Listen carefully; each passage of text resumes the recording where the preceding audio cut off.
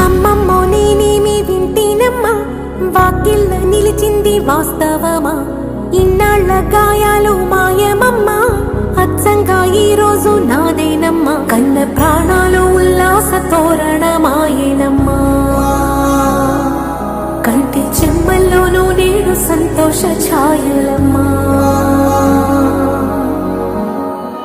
నమ్మలేని కలలు నిలిచే కనుల ముందే,